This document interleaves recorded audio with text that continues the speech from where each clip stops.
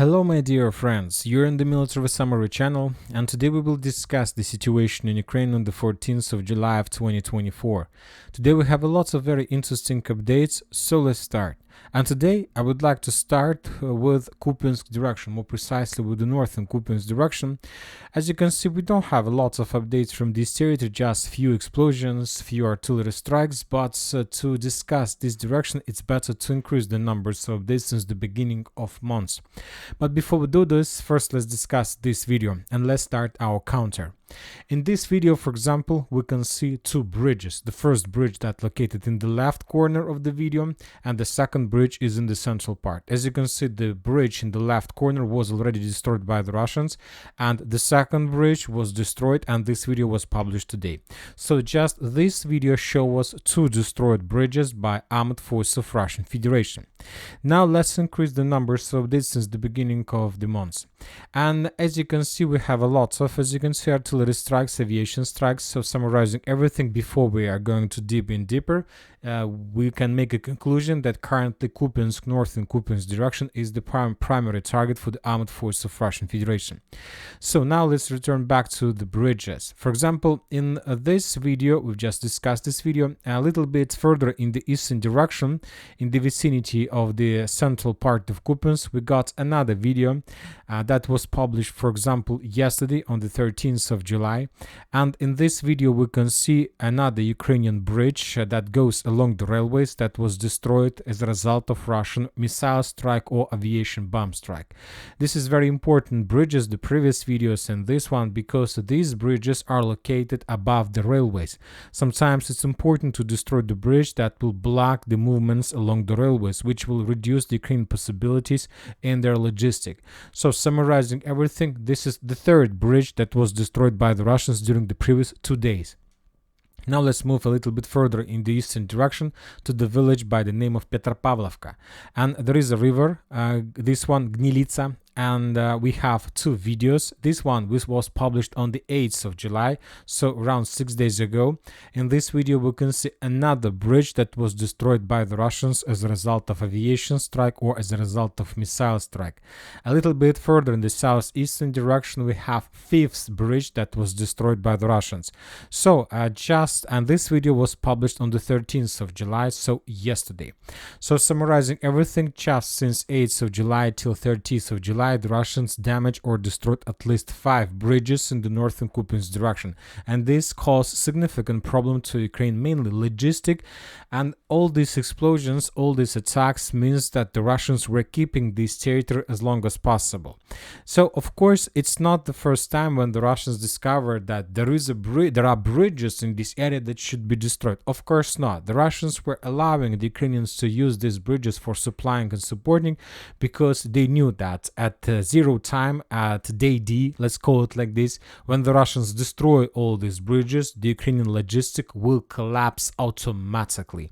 And there is just one reason why the Russians start bombing and destroying these bridges exactly from the period of time from the 8th of July till the 30th, 40th of July, is that the Russians are about to begin their greatest offensive operation with the purpose to defeat the Ukrainians completely in Kupyansk direction and to restore control over Kupyansk. Now let's move further. Let's move further in the southern direction, and we have another bridge between Sadovo and Kupyansk itself.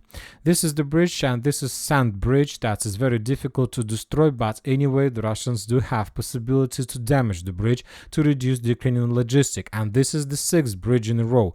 And this video was published on the 2nd of July of 2024. Later we got some updates about the situation. As you can see, this is the bridge, and this post was published, for example, on the 6th of July. 4 days later the Russians damaged it, and as you can see, in few days the Ukrainians managed to restore this road, to restore this supply road. So I'm not sure that the Ukrainians have some problems, but anyway, obviously after another strike the bridge was the movement in this area was paralyzed, most likely. A little bit further in the southern direction we have another, the 7th bridge in a row that the Russians destroyed as a result of Iskander or missile strike. Seven bridges were destroyed or damaged by the Russians since the beginning of July, and most of these attacks, of course, are connected with the Russian activity in the vicinity of Pishane.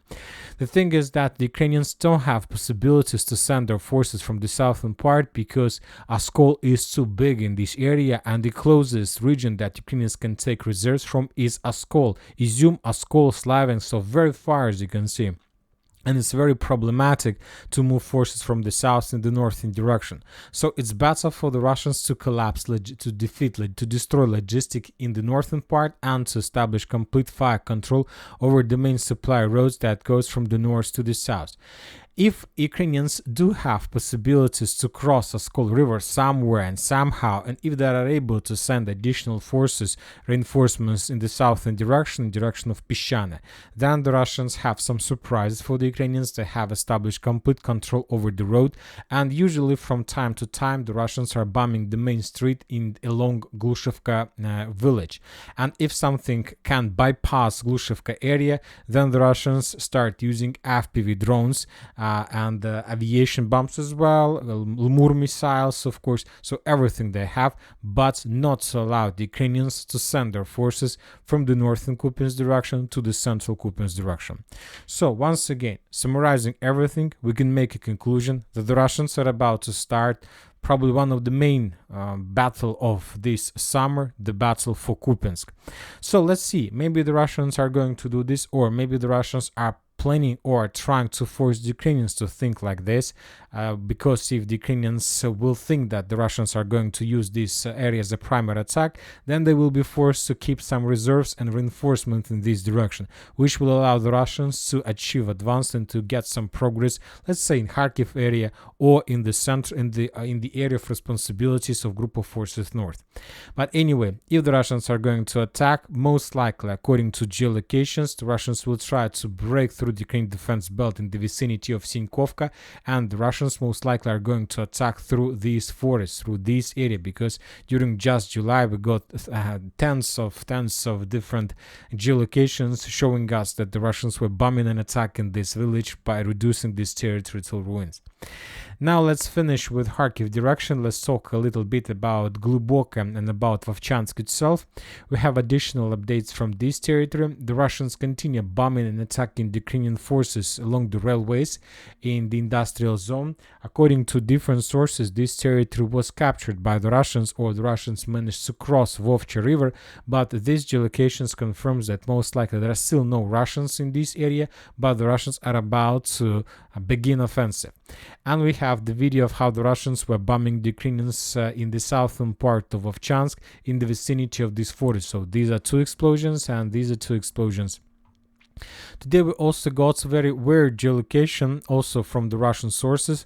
And this video, the Russians were attacking and FPV droning the Ukrainians in the northern part of Vovchansk.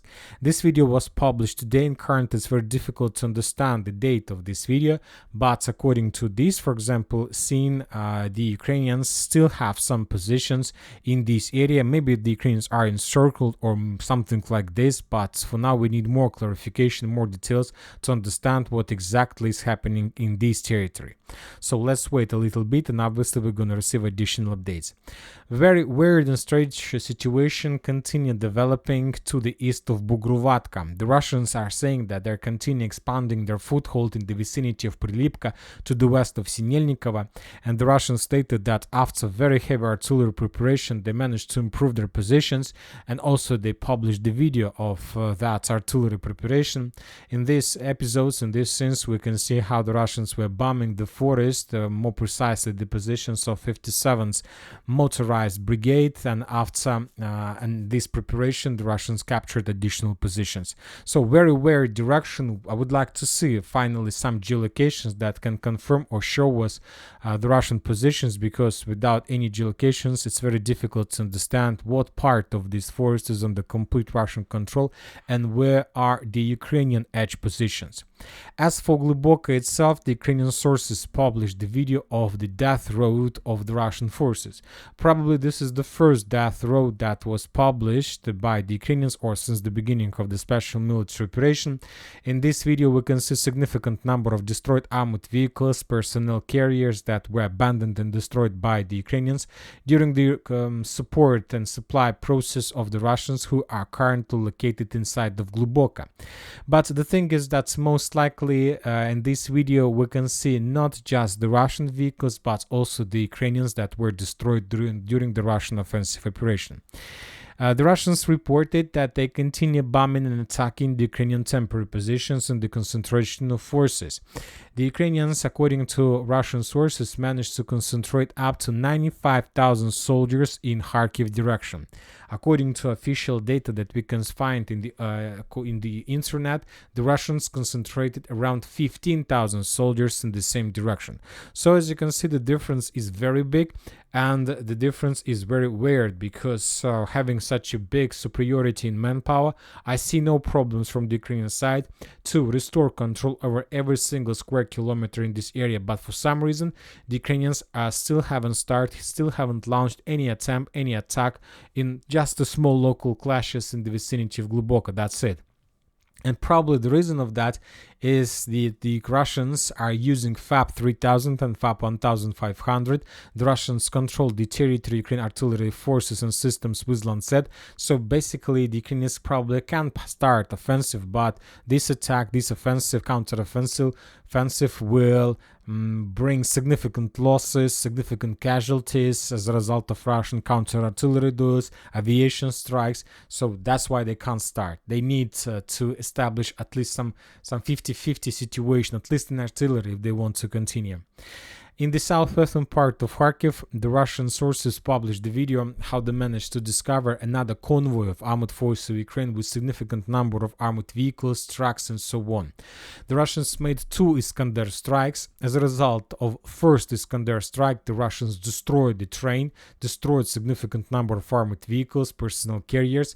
Then the Ukrainians sent rescue group, and when rescue group arrived, the Russians made the second strike. The sources reported that as a result of attack on Ukrainian railways, this train and as a result of Russian attack on Ukrainian air defense systems, they managed to destroy. The Ukrainians lost up to 150 soldiers, up to 20 armored vehicles and significant number of units of air defense forces. As for air defense forces, this event took place in the southern part of Dnipro.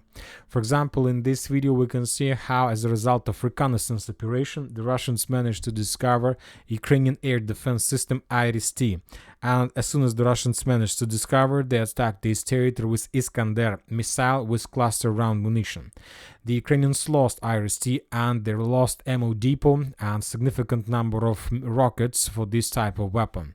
Furthermore, the Ministry of Defense of Russian Federation and Ukrainian sources published another video, but in this video we can see also the IRIS-T air defense system, but this system, in comparison with the previous one, was destroyed by the Russians as a result of Lancet strike, which is also very important.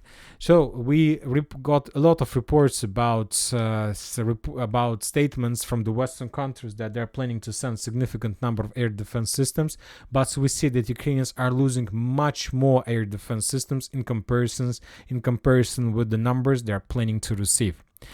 Now let's talk about other important directions, and first let's discuss Siversk area. As you can see, during the previous 24 hours, we got significant number of geolocations as well. If we increase the numbers of this since the beginning of July, we're going to see that probably Siversk area is the second area of significant Russian artillery focus. The first one, as we discussed, is the Kupyansk direction, and the second one is Siversk direction. Why is that? Why the Russians are so focused in this area? And the main reason of that is that Ukrainians are more or less successful in their counter-offensive attacks attempts. If you remember, just during the previous months, just during July, the Ukrainians managed to restore control over these territories in Kremenaya Forest.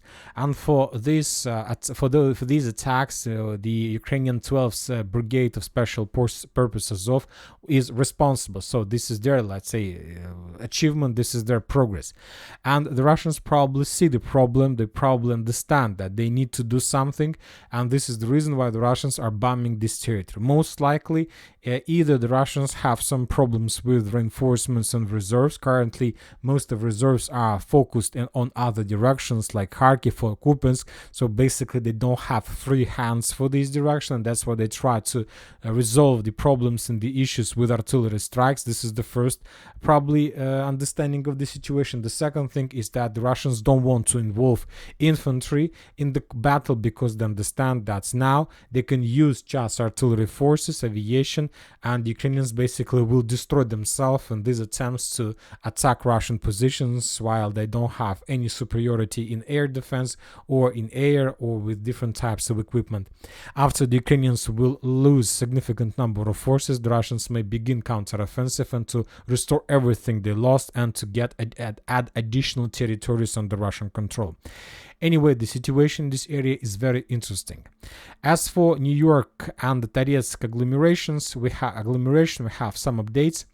Pro-Ukrainian mappers have adjusted their maps, adding additional territory in the gray zone. So now this territory is covered with the fog of war. The pro-Ukrainian mappers don't understand what exactly is happening there. We understand for sure that the Russians are about to capture this territory. And we have a very interesting reports from New York. As we discussed in the previous updates, the Russians have almost captured Petrovsk Gora, and this adjustment on map from pro-Ukrainian mappers we received a few days ago. So that means that most likely the Russians managed to improve their positions even further. And we discussed that the distance between the heart of New York, this industrial zone, and the edge Russian positions in the south is the distance is less than 400 meters. And in this video we can see how the Russians were pummeling and reducing to ruins the heart of New York, and which confirms that most likely the Russians are about to launch a full-scale offensive operation in this direction, or they have already launched. Now the battle and clashes are taking place inside of this territory. Let's wait, because most likely tomorrow or the day after we're gonna start receiving first updates from this territory as well. Now let's move further. Let's talk about the western Avdiivka direction. We have additional updates and additional changes on map. We have video confirming that the Russian control over the fields between the railways and Sokol itself. In this video we can see the Russian soldier who is moving, and he was attacked by the Ukrainian FPV drone. This video confirms the Russian control over this territory. We got a very interesting video from Novoselovka Persha. The situation is so critical, so the Ukrainians are forced to send additional forces in this direction with the purpose not to counterattack the Russians, but to unblock those Ukrainians who were stuck and blocked by the Russians from the north, from the northeast, from the east, and from the south. If you remember, during the previous few days we were talking a lot about the Russian attacks. The Russians captured the farms. There were reports that the Russians captured the school. There was a report, and they had the real geolocations confirming Russian progress in the eastern part. So very heavy clashes. The Ukrainians were encircled. We have a lots of significant number of FPV drone strikes in every single street, in every single building, which confirms complete control over the sky. And today the Ukrainians published the video of their counterattack. This is a very interesting video from many, let's say, points of view. For example, this is stormtroopers of 47th Mechanized Brigade. Basically, for the first time since the beginning of the special military operation, I guess, we see the work of 47th Mechanized Brigade not with the use of FPV drones, but real clashes on the ground with the use of stormtroopers. But the thing is that the Ukrainians, according to information we have, were using the special battalion Shkval. So in Ukrainian, Shkval means storm, or Sturm in Russian. So it's something like an analog of Russian storm squads, assault troopers. And these storm squads mainly consist of former prisoners. Those who signed a contract with Ukrainian Ministry of Defense, who were released, were sent to the training centers, and now they're on the line of combat contact. So the Ukrainians understand we're moving from this direction. They landed along this in this area, and then they started or made an attempt to clear this tree line with the purpose to restore control over 0542 road and to allow those Ukrainians who were blocked in Novosilovka-Pershe for evacuation to further the mainland. So probably something like this happened here during the previous 24 hours. We don't know for sure whether the Ukrainians managed to restore, or maybe the Ukrainians managed to restore, but obviously this is not something like attempt to restore for forever. That was a temporary situation, temporary event, just to hold the lines for a while, and most likely after a few hours the Ukrainians were forced to abandon their positions and the northern Novosilovka-Pershe collapsed completely. Now let's move further. We have additional updates from the South Donetsk direction, from the village of Urozhaine. The Ministry of Defense of Russian Federation reported that as a result of clashes, this village was completely captured by the Russians, and this is very unique operation conducted by the Russians. And the thing is, the most unique part from the battle for the village is that the Russians used for the first time the combination of heavy artillery strike. As you can see in this video, every single square meter of the village was bombed by the Russians before the beginning of the final offensive operation, and after very heavy explosions, very heavy artillery strikes, the Russians launched Moto Storm operation. Just probably in this scene we can count 1, 2, 3, 4, 5, 6, 7, 8, 9, 10, 11, more around 12 motorcycles just in this small episode. I wonder how many, what is exact number of motorcycles and stormtroopers were involved in this operation. Probably a few tens from a few dozens of motorcycles, and this is very difficult tactic for Ukraine because the Russians used to use the same number of forces during the previous attempts to attack the Ukrainian positions in any single direction, but the previous times the Russians were using just one personnel carrier and let's say 20 stormtroopers. Some of them were located on the armor, some of them were located inside of the armor, and that was a very easy target for the Ukrainians because as soon as they see this armored vehicle, they will start attacking this armored vehicle with FPV drones, and sometimes the Russians were losing significant number of forces, those who were either inside and on the armor itself. And these tactics, when the Russians use more than 20 bicycles at once, is a very big problem for the Ukrainians because they don't have 20 free FPV drone operators at once. So if you have 20 motorcycles, that means that you need to have 20 FPV drone operators because the motorcycles are very fast, and every single FPV drone means one motorcycle. Obviously it's impossible. The Ukrainians don't have such a big number of FPV drone operators, and these tactics allow the Russians to capture significant territory, to dig in deeper, to hide in the basements, to hide among the ruins. And when the Ukrainians probably arrived with the second wave of FPV drones, they were completely late. The Russians already captured the territory and probably managed to clear this village about 100%. And this is very interesting because this is one of the biggest problem of armored forces of Ukraine. The Ukrainians start using FPV drones.